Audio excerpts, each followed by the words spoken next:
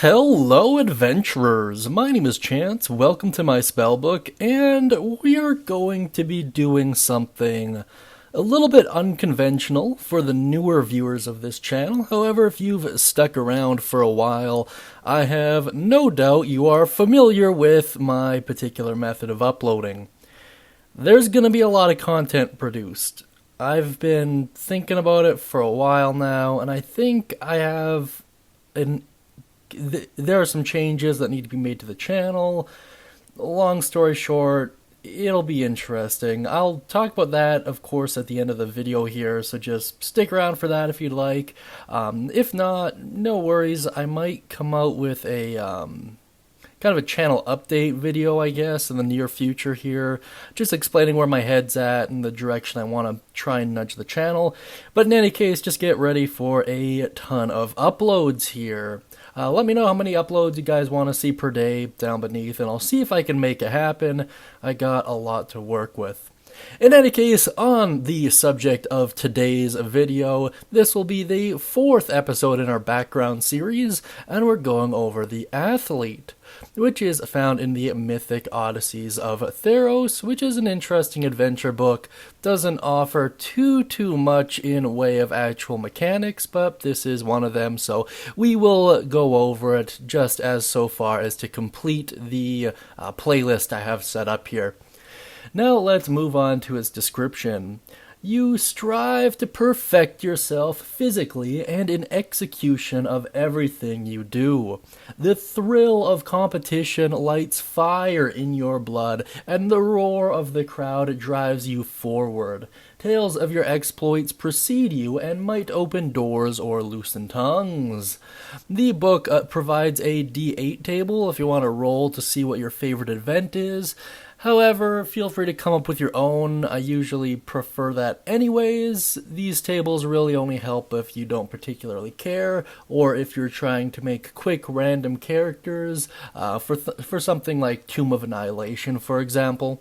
Now let's take a quick look at its mechanics here. You get 2 skill proficiencies, one in acrobatics and one in athletics, which makes sense. You are also proficient with land vehicles now, which is super helpful, especially if you are on a larger continent in particular. Under languages, you get one of your choice, which is always nice. And under equipment, you get a bronze discus or leather ball. I would consider that to be fairly optional. It might play into your favorite event, however. A lucky charm or past trophy, a set of traveler's clothes, and a pouch containing 10 gold piece, which is fairly average for the backgrounds overall. There's nothing too exciting about the mechanics of the Athlete. It's just good overall, especially if you're playing more of a martial class or even more of a mobile class. Now let's move on to their feature, Echoes of Victory. You have attracted admiration among spectators, fellow athletes, and trainers in the region that hosted your athletic victories. When you visit any settlement within 100 miles of where you grew up, there is a 50% chance you can find someone there who admires you and is willing to provide information or temporary shelter. I really like this. I think it's pretty cool. I think the biggest problem with this feature, however, is that it does fix you to a certain point. So there's a couple ways you could go about it. If I was a DM, I'd do both of these.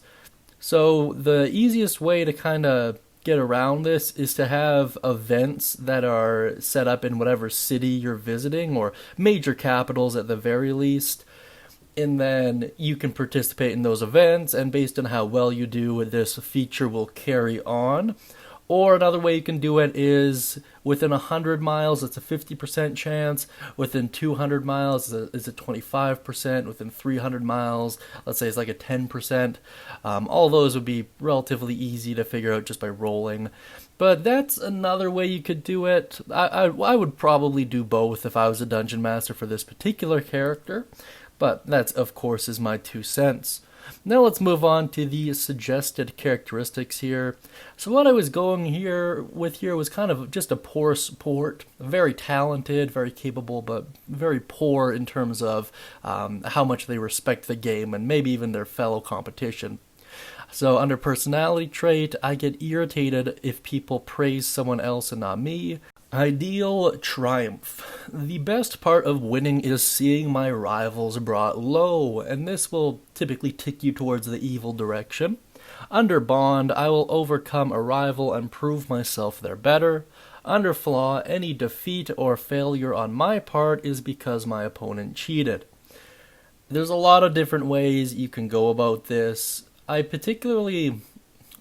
Personally, I like characters that go against party dichotomy, at least for the most part, as long as it doesn't get too adversarial, and so long as when it comes time to step up to the plate, everyone's on the same page, it's not an issue. However, I do like the idea of everyone thinking the PC is kind of crazy, but actually have their rival be cheating and just appear all perfect and stuff. Kind of like a boy who cried wolf kind of scenario, where the rival's cheating but comes across as perfect, and the player character is actually just trying their genuine hardest, but is kind of a jerk, so everyone doesn't believe him when he cries foul. It'd be pretty fun, pretty interesting. And you could play it the reverse way and have there be some sort of a character arc where their rival is kidnapped and they have to rescue them, and in doing so understand that, maybe at the end of the day, whoever wins the game at the end isn't really the better person, but it's more of just a moral standard that we hold ourselves to. Something to that effect would be really interesting. Of course, treat these like a living, breathing document and change them as needed. It's pretty cool stuff. I really do like it. And of course, there's always the option where the player character is just genuinely evil and tries to constantly assassinate their rival and sabotage them and things of that nature. So however you want to play it, there's a lot of different directions you can take as a dungeon master and as a player as well.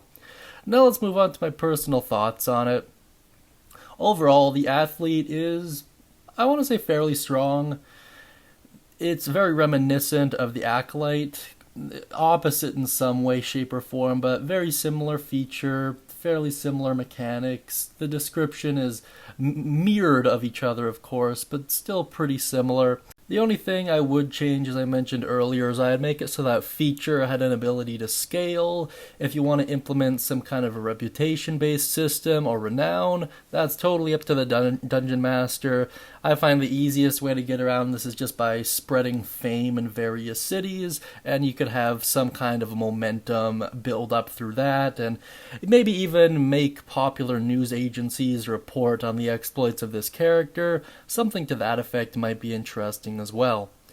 In terms of channel announcements to make, I'm probably just gonna jam out all the backgrounds really quick here. I spent the last couple days just focusing on animating all of them, so I think, let me check here.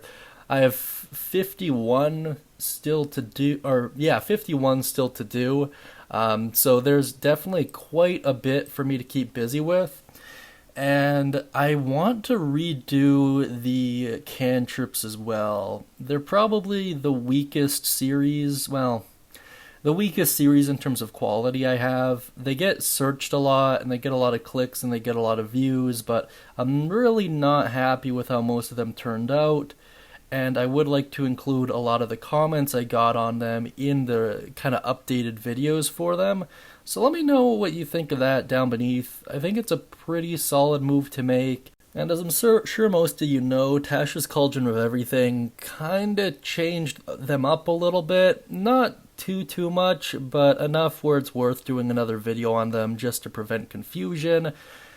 I'm thinking about just making the existing series just unlisted, and I'll put the links up underneath the updated videos. I think that's probably the best way to do it. That way comments don't get wiped and the videos are still kind of in existence.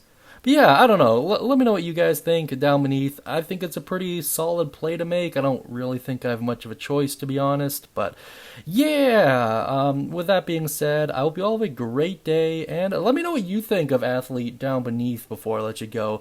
Mention any thoughts, questions, comments, concerns, or how you would really make the background your own. And if you've played as the Athlete, let me know down beneath and how it turned out.